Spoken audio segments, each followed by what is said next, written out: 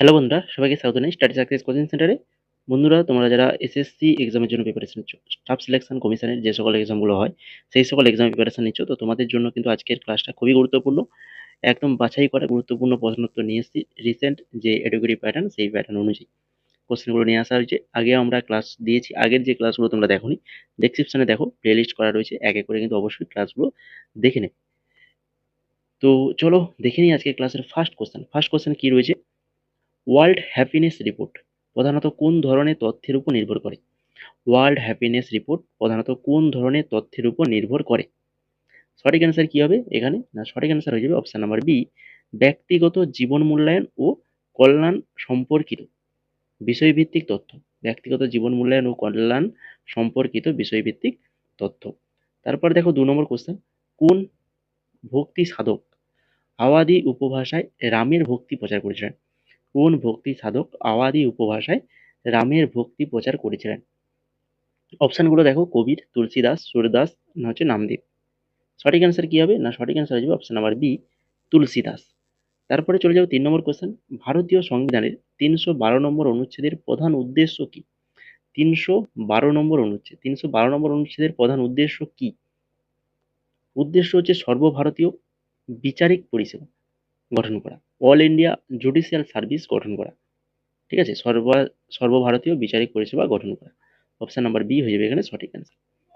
4 নম্বর question দেখো, fit India movement যা fitness ও ক্রীড়া সংস্কৃতি প্রচার করে, তো কোন সালে চালু হয় এটা? ফিট ইন্ডিয়া মুভমেন্ট যেটা চালু হয়েছিল কবে? 2017, 18, 19, 20।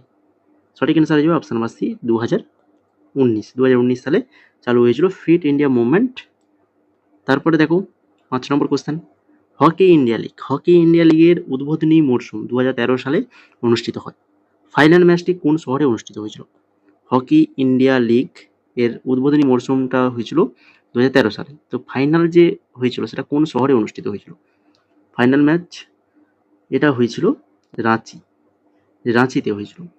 তারপরে 6 নম্বর কোশ্চেন, অশোক স্তম্ভের ধ্রুপদী বৈশিষ্ট্য কোনটি? অশোক স্তম্ভের ধ্রুপদী বৈশিষ্ট্য সেটা কোনটা? না, সেটা হচ্ছে স্তম্ভের শীর্ষে সিংহ মূর্তি খোদাই করা ছিল। স্তম্ভের শীর্ষে সিংহ মূর্তি খোদাই করা ছিল। গঙ্গার অবতরণ নামক ভাস্কর্য প্যানেলটি কোন শহরে অবস্থিত? গঙ্গার অবতরণ নামক ভাস্কর্য প্যানেলটি কোন শহরে অবস্থিত?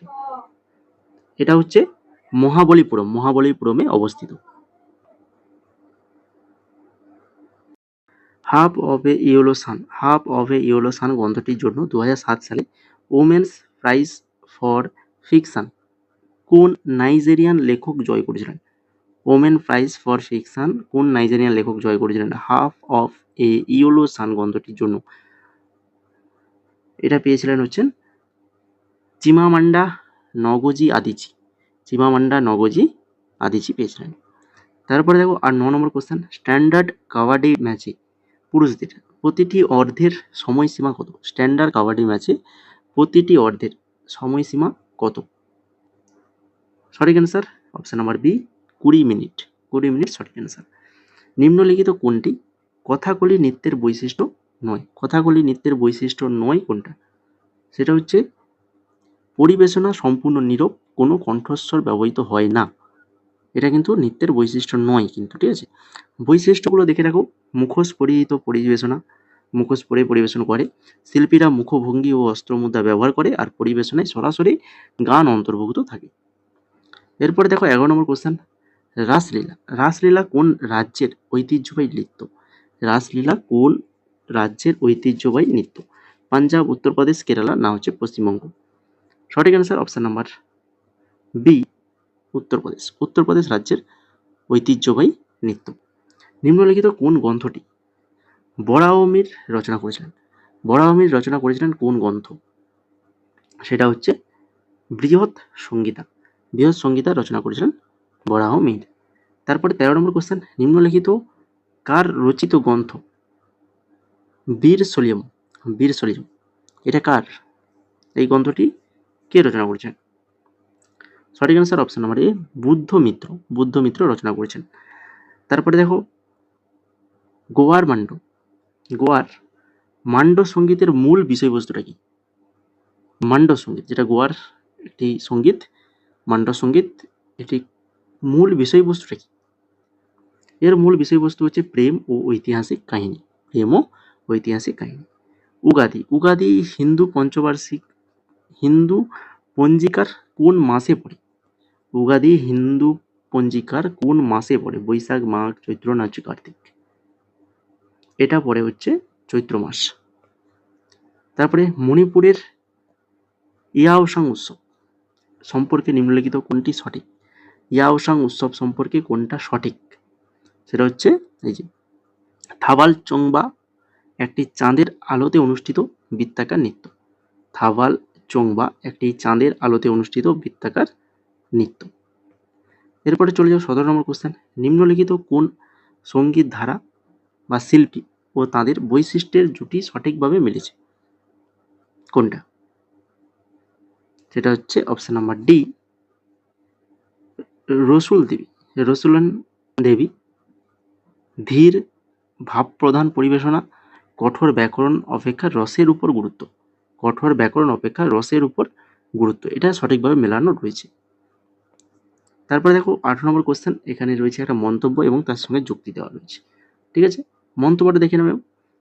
হ্যান্ডবলে ফ্রি থ্রো লাইনটি গোল এরিয়া লাইনের বাইরে 3 মিটার দূরে আঁকা হয় এবং এটি ভাঙা রেখা দ্বারা চিহ্নিত। আর যুক্তিতে কি রয়েছে না, যে ফ্রি থ্রো লাইনের প্রতিটি অংশ 15 সেন্টিমিটার লম্বা এবং প্রতিটি অংশের মাঝে 15 সেন্টিমিটার ফাঁক থাকে। তো এখানে মন্তব্য আর যুক্তি কোনটা সঠিক কোনটা মিথ্যা সেগুলো খুঁজতে হবে। তো দেখো এখানে এই যে এ এবং আর উভয় সত্য এবং আর এর সঠিক ব্যাখ্যা, মানে দুটো যে তথ্য দেওয়া রয়েছে মন্তব্য এবং যুক্তি দুটোই কিন্তু একদম সঠিক মন্তব্য। তারপর দেখো বাবর কোন সালে কাবুল দখল করেন? বাবর কোন সালে কাবুল দখল করে? সঠিক অ্যান্সার অপশন নাম্বার সি, 1504 সালে কাবুল দখল করে। 1919 সালের ভারত শাসন আইন অনুযায়ী প্রাদেশিক বিষয়গুলিকে সংরক্ষিত ও হস্তান্তরিত বিভাগে ভাগ করার যে ব্যবস্থা চালু হয় তা কোনটা? 1919 সালে ভারত শাসন আইন অনুযায়ী প্রাদেশিক বিষয়গুলিকে সংরক্ষিত ও হস্তান্তরিত বিভাগে ভাগ করার যে ব্যবস্থাটা চালু হয় সেটা কোনটা? সেটা হচ্ছে দ্বৈত শাসন ব্যবস্থা। অপশন নাম্বার এ সঠিক অ্যান্সার, দ্বৈত শাসন ব্যবস্থা। তারপরে 21 নম্বর, 1773 সালের পর মাদ্রাজ ও বোম্বের গভর্নরদের দায়িত্ব সম্পর্কে কোনটা সঠিক? 1773 সালের পর মাদ্রাজ এবং বোম্বের গভর্নরদের দায়িত্ব সম্পর্কে যেটা সঠিক সেটা হচ্ছে অপশন নাম্বার বি, যুদ্ধ, শান্তি ও রাজস্ব বিষয়ে তাদের গভর্নর জেনারেলদের কাছে রিপোর্ট দিতে হতো। যুদ্ধ, শান্তি ও রাজস্ব বিষয়ে তাদের গভর্নর জেনারেলদের কাছে রিপোর্ট দিতে হতো। তারপরে 22 নম্বর কোশ্চেন, দ্য গ্লাস প্লেস গ্রন্থটির লেখক কে? দ্য গ্লাস প্লেস গ্রন্থটির লেখক কে? গ্রন্থটির লেখক হচ্ছেন Amitabh Ghosh. Option number A সঠিক অ্যান্সার, অমিতাভ ঘোষ। 23 নম্বর কোশ্চেন, 2023 সালের হাংজু এশিয়ান গেমসের 4 সদস্যদের ভারতীয় জুডো দলের নেতৃত্ব কে দিয়েছিলেন? 2023 সালের হাংজু এশিয়ান গেমসে 4 সদস্যের ভারতীয় জুডো দলের নেতৃত্ব কে দিয়েছিলেন? তুলিকা মান নেতৃত্ব দিয়েছিলেন।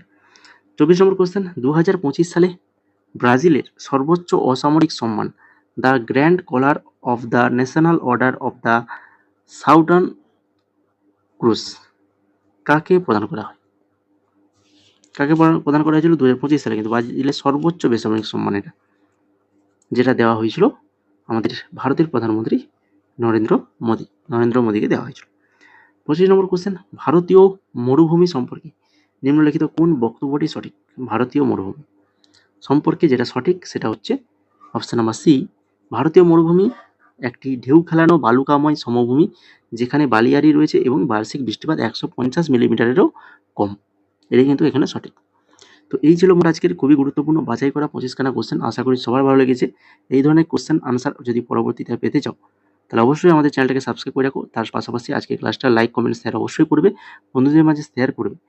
ঠিক আছে, এছাড়া আমাদের Telegram channel study success coaching centre, এখানে অবশ্যই তোমরা যুক্ত হয়ে যাও। এখানে আমাদের সমস্ত কিছু আপডেট এবং ফ্রি পিডিএফ আমাদের এই টেলিগ্রামে প্রোভাইড করা হয়। তো ফ্রি পিডিএফ নিতে গেলে তাহলে আমাদের টেলিগ্রামে যুক্ত থাকতে হবে। আমাদের সমস্ত কিছু আপডেট, নতুন জব রিলেটেড আপডেট যদি পেতে চাও তাহলেই কিন্তু আমাদের এই টেলিগ্রামে যুক্ত থাকতে হবে। তাছাড়া তোমরা যদি কেউ এসএসসির যে এক্সামগুলো হয়েছে রিসেন্ট 2025 বা তারও আগে, তো প্রিভিয়াস ইয়ার জিকে কোশ্চেন যদি নিতে চাও তো আমাদেরকে মেসেজ করো।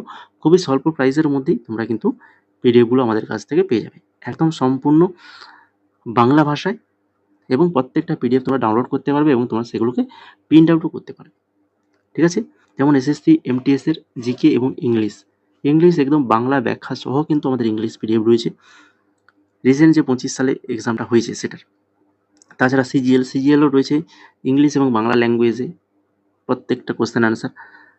এইভাবে আমাদের বিভিন্ন প্রিভিয়াস ইয়ার জিকে কোশ্চেনগুলো রয়েছে। তোমরা এখানে প্রাইসগুলো দেখো, খুবই স্বল্প প্রাইসের মধ্যেই তোমরা কিন্তু আমাদের কাছ থেকে এই প্রিভিয়াস ইয়ারের জিকে কোশ্চেনগুলো নিতে পারবে।